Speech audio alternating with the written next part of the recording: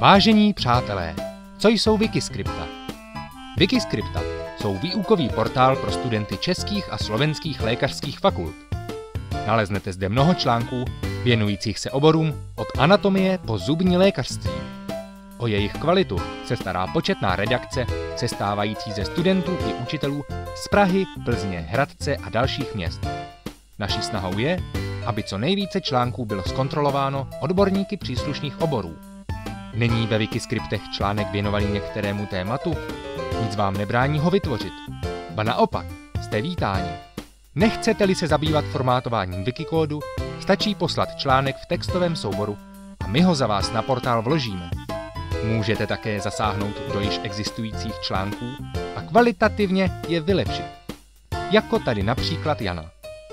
Nemusíte se bát, že byste něco pokazili. Veškeré změny lze kdykoliv vrátit. Nebojte se zapojit, s čímkoliv vám poradíme. Nejen, že tak pomůžete svým spolužákům, ale sami se můžete zdokonalit v práci s literaturou, komunikaci s učiteli a mnoha dalších ohledech. Neboj se, připoj se.